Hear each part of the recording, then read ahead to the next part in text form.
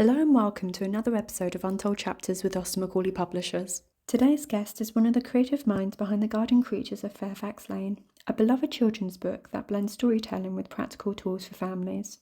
With a background in strategy and quantitative research, Lanna brings a unique perspective to helping children navigate the world with empowering families to help make better decisions. In this episode, we'll explore the inspiration behind her book, the principles that shape the approach, with the impact she hopes to have on families everywhere. So thank you so much for agreeing to come on to an episode of Untold Chapters with us. Would you like to introduce yourself to our audience? Yeah, thank you for having me. It's great to be here. My name is Lanna, and I guess professionally, I'm a qualitative researcher, which means I go into the detail as opposed to big data. I get to interview people, ask lots of really interesting questions. I've had the privilege of working on lots of kids projects, which has really inspired, I guess, a bit of the decision into writing the book and some of the psychology behind it. But like I'm sure many of your authors, I have many hats. So qualitative researcher being one of them, mom being another. Yeah, got lots of little projects happening at the same time. So what inspired you to create The Garden Creatures of Fairfax Lane? And also, why did you choose mental health as the central theme? Good question. Maybe just for the listeners, I'll just explain kind of the premise of the book so that makes more sense when I explain. So the story of the Dipping Dragonfly is it's written in the hope that it'll be a series, and each story is written in rhyme, and it unpacks a sort of relatable drama or dilemma a child may experience with a philosophical solution. And so the formula kind of has this main character faced with this dilemma, and then there's a second character who observes this dilemma and then goes to the garden sage, who is called Miss Enter Magenta, and she's a magical caterpillar and she helps resolve the dilemma. So that's kind of the premise of the story of the Dipping Dragonfly. Um, and what inspired, so I will say that this was co-written with my mom, Heather, and a really close family friend was the illustrator. So it really was a love project between family, so to speak.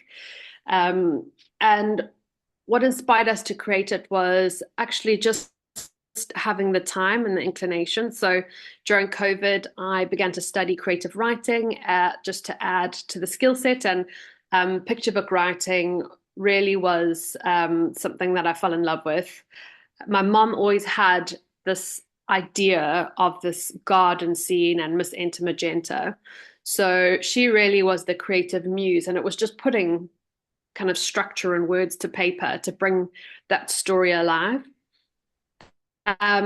This was written before I had kids, my own kids, but I think it was written in the hope that one day also my children would be able to enjoy these stories, because they kind of tap into philosophical lessons or kind of parenting that my parents had for me. So I wanted to share that to see if others could help navigate the world. And I think to answer your question about mental health, today's society, I think we are way more open to mental health as a theme and initiating these conversations, and communicating about mental health with children feels kind of paramount to help their development and their happiness, and even for the parents, to build that bond and relationship and closeness with their children. Oh, absolutely. So, what you're saying about your kid, have you read the book to them yet as well? Yeah, absolutely. I've got one little boy and one on the way. So the little boy is 2.5. He's loves the idea of the dipping dragonfly, and loves, if when we recognize the dragonfly in nature, he can see the parallels. I think as children get a little bit older, they can understand more the philosophy of the mindfulness that the book hopefully tries to explain. So the putting things away and doing one thing at a time, just that directing that sense of play or that sense of mindfulness. will come with time. But absolutely, it's a tool that I've been able to use. It was one hell of an experience as well to have the chance to read your own published book to your kid as well. The greatest critic we have, hey, can they Oh, sit absolutely. through the story? And also, kids are very, very blunt with their opinions as well. Yeah, aren't they, Justin? I also think kids see the world from a completely different angle. So we might write a story intended with a specific message, and they'll pick something out of that we hadn't quite seen, or a point of view perhaps we hadn't observed. It's just really wonderful to see the different interpretations. Oh, I bet. How did you more develop the character of the dipping dragonfly and its lessons of focus? And were there any challenges in more simplifying such a more of a profound idea for young readers? Yeah, so again, I'll credit the creative idea to Heather. She was the muse really for this. So she always had this idea of Enter Magenta as a character. So we grew up in South Africa, and it's very warm there. So we had a swimming pool, which meant there were loads of beautiful creatures in the gardens that we could observe. There were always dragonflies, being one of the kind of views we always had. So it kind of started with Enter Magenta. And then we thought about more the philosophical dilemma we wanted to share, or the lesson I perhaps had gained in childhood, and matched it to the character, so to speak. Because if you watch a dragonfly, flutter and flit over a pool, it is quite busy, and they are darting, and it felt like it matched really well to this idea of being too busy, and the characteristic of kind of a lack of focus. So it felt like a good fit, and I think in the creative process sometimes you've just got to let it flow, and it kind of all just comes out in that process of writing. So yeah, it was a bit of a, I guess, push-pull relationship where we thought about the reality of what we'd seen and what we'd enjoyed, and then also matching it back to kind of characteristics. Sometimes basing it on more true things that you see, like basing your character on creatures or people that you see, out and about, is a good way of doing it, because you just get to, like, either people watch or just generally observed. So, you can get inspired in a lot of different ways. So it's a really good way of doing it as well. Yeah, absolutely. So I guess there's a degree of the story being anchored in a bit of reality and inspired from our reality we had back in South Africa. Absolutely. And also now, once kids read your book, every time they see a dragonfly, they can probably just go around. I was like, so busy, so busy. Exactly. And the dragonflies everywhere, right? It's a character. Oh, and most of the characters that we hope to come out in the series are characters that exist everywhere. If Frog's the second character that observes the dragonfly being too busy. That's everywhere in the world. The list goes on. So it's relatable characters. What comes first for you when writing a new story in the series? Is it more like the lesson or the character?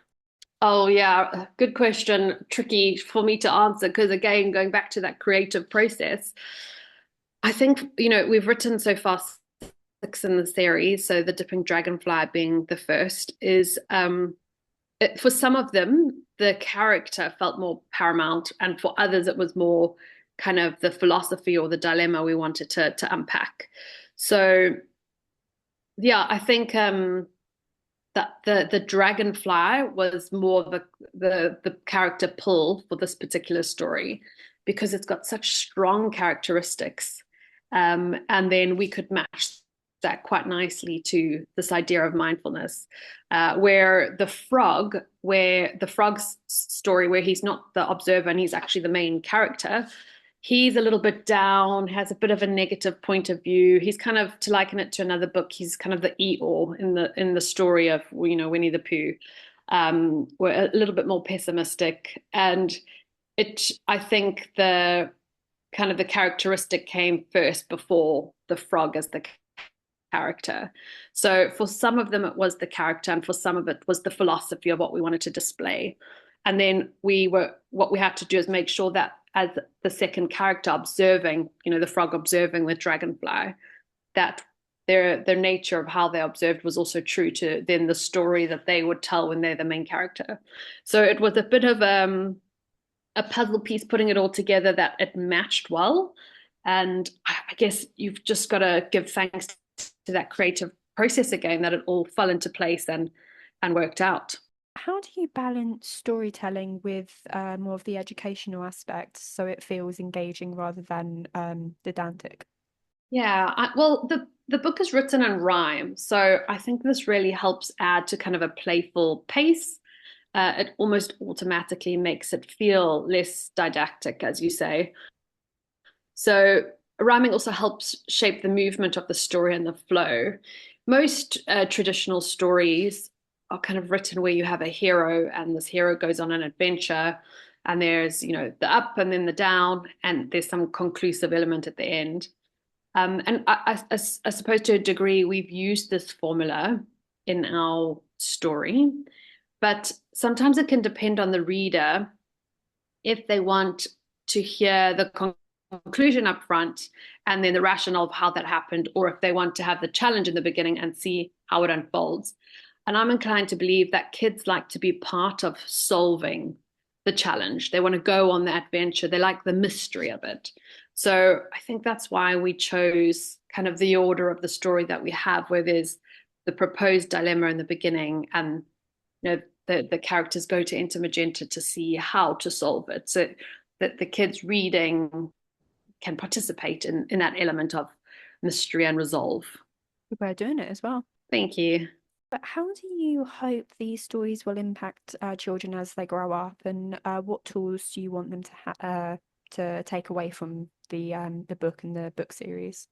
When we originally started writing these, we really wanted it to be a tool that parents could use to have maybe tricky or complicated conversations. And they could almost use this as a medium to navigate these kind of developmental themes, and almost project the characteristics of the creature in real life scenarios. So, a mom could say to their child or children, all right, guys, remember the dipping dragonfly? He was doing too many things at once, and then he lost his flow. I can see you've taken out 3 different games. Let's put 2 away and let's focus on one, and it'll bring out more of the fun. So, moms could use it in that sense. But even for the parents, I mean, no one's too old to have a conversation with themselves about mindfulness. I would love it if the children are keeping the parents honest. For example, like a cooking scene where maybe one of the parents has too many pots or pans on the go, and there's just a bit too much happening preparing dinner, and there's nothing stopping the children from observing and saying, hey, dipping dragonfly would do one of these at a time. There's no rush. It would be quite fun, for the parent to also have that honesty displayed. So I think the hope was that this would just kind of navigate conversations or give parents tools that they felt could help them have some of these more difficult or maybe tricky conversations with kids, to project it onto something else that's a little bit more lighthearted. Would actually be quite funny as well, to like you were saying with the kitchen scene, which like Christmas, for example. So especially with how hectic Christmas is. Yeah, our kids are great, a great honesty stick. They whack us on the head with it all the time. Yes, they do. Which always keeps us on our toes. Yep. So I know what you were saying before with the with the dragonfly when you're in the swimming pool. So was that like the main way that you chose which specific creatures to feature in the garden, or are they also based or inspired by real people in your life? I think the characteristics we chose are based on features or characteristics people have in real life, because the aim is to make it relatable. So for example, the dragon flying being too busy, everybody can relate to trying to spin too many plates or have too much on the go. In the frog story, where he's he's a bit pessimistic, or he sees things from a bit more of a negative point of view. We're all human, so we are subject to sometimes feeling a bit down on our luck or looking at something from a negative lens. So they were all of the things we've picked, all of the kind of scenes or dilemmas we've picked are something perhaps each and every person has experienced. Mm. And then I guess because this anchored again back in reality in our actual garden we grew up with, these creatures existed for us, and they are insects or animals that we grew up appreciating and looking at. So that also factored in why we chose them, because they were characteristics of those characters we've observed in real life. So again, a bit of reality anchored in it. A really good way of doing it, because like you say, it's relatable, because there's always going to be similar characteristics that people can, relate to.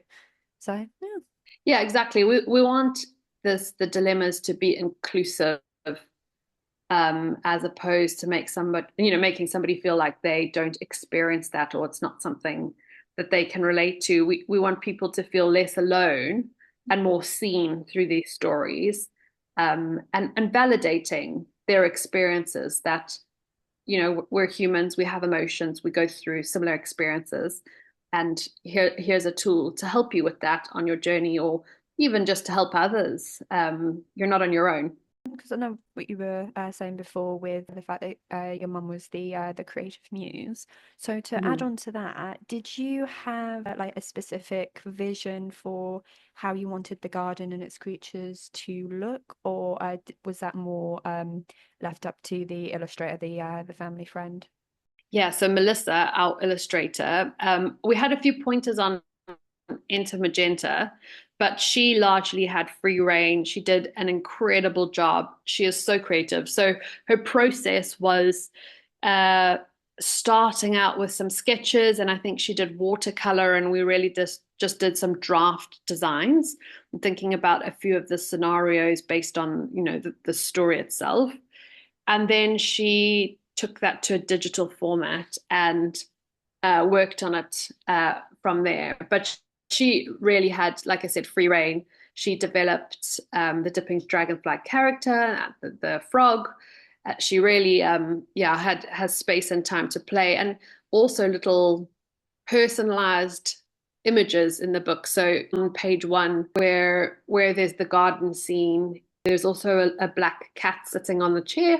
She had a childhood cat called Jess, which was a black cat. So there's that. You'll see hidden in the story throughout the book.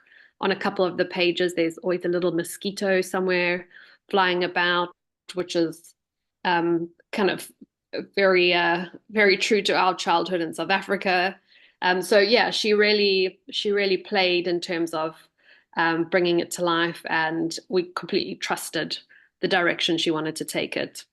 And perfectly executed as well. Watercolor was definitely the best way to go, especially with being over a lake or a source of water that it is.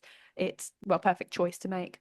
Yeah, absolutely. Taking a theory and putting it into an image, it's just another way of viewing the world. We marveled at her brain and her process of doing it. It really was incredible. Because when she actually showed you what dipping dragonfly looked like, did you have that, this is it, this is them moment? No, there were a few iterations, because I'm sure most illustrators are the same in the sense is that there is no finished artwork for them. They could work on it and work on it and improve it and improve it.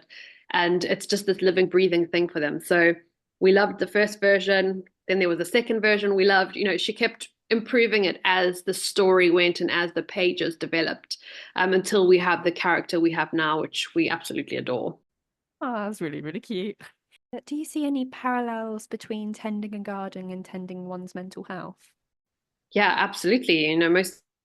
Most people that garden do it for the mindfulness. And I think there's something really poetic about looking closer at the everyday, observing the unseen that you look at all the time. So things like looking at the garden and the abundance of leaves in a tree, or fruits in season. It's kind of reprogramming to register gratitude and delight when you look outside at the same scene and actually seeing things for what they are, rather than just our brain short circuiting to carry on with the day. But I think that the parallel for us, the thing that's more central, more important, linked to mental health, is really that idea of play and focus. So play is so important to inject a bit of joy and fun. And I think you can be any age and still enjoy play. You don't have to be young only to enjoy play. I think adults really benefit from this idea of play. And gardening is, I guess, an expression of adult play. So this idea of, focusing your mind on this playful element, or this thing that brings you joy, really is that expression of mental health in our minds. Yeah, and probably cultivating something as well, growing your own herbs or tomatoes or potatoes, and sort of, going from there. Yeah, yeah, and also there's the character of the dipping dragonfly itself, such a busy character darting about, but having fun, enjoying, delighting, being too playful, having too much on the go. We could all probably inject a bit more fun and energy into our day, benefit our mental health. Absolutely, because mental health is so important nowadays. It should definitely be, tended for like a garden. Yeah, absolutely. Do you have any advice for those of whom are wanting to write their own children's book, but not sure as to how to take the very first step? Yeah, I mean, I can speak from our experience, which was not to try and do it on your own, and don't close yourself off from anyone to try and achieve it. Our book is a absolute team effort. My mom being the creative muse, so Heather having the idea, me putting the idea into words and giving it a formula and structure, and then Melissa taking that away and putting images to those words. Without all three of us, this book wouldn't exist. And it's I guess perhaps in some people's circumstances, it might be asking for help, or it might be looking somewhere else for inspiration. But the creative process really thrives on, I think, inspiration. So not closing yourself off and trying to do it on your own, or, thinking that it has to be just you. There's so much out there and so many people with wonderful ideas, or just, help, or there's just so much magical influence that we can all draw from if we open ourselves up to it. So that, like I said, that was our process. And I think also the second thing is just do it. Don't hold back. Don't try and make it perfect. Don't try and think you have to have the right idea. Just put fingers to typewriter or pen to paper. Just start the process and get it out there. And it'll flow. It really does flow from there. But it's that motivating yourself to just start, so you can feel that momentum once you begin. The first sentence is always the hardest, because you never know, where to start or where to go from there. But also the first draft is never really like the perfect one, and you can always chop and change, and basically like a puzzle piece, probably. Absolutely. It's not permanent. You can, edit it and change it and start at the bottom, the middle, the end. Just start is the first step, because that absolutely then gets you into the routine and the habit of developing it further. So yeah, that would be my advice: is grab a hand from somebody and dive in. Thank you so much for agreeing to be featured on an episode of Untold Chapters, and it was an absolute pleasure having you. Thank you so much for having me. Yeah, great to share some of the rationale or the backstory to this. We've really enjoyed creating it. We look forward to where this goes, and very open to any questions or feedback, or any way we can help, we would love. Thank you for tuning in for today's episode. If you're listening on YouTube, don't forget to like, comment and subscribe. If you're listening on Spotify, please follow and review.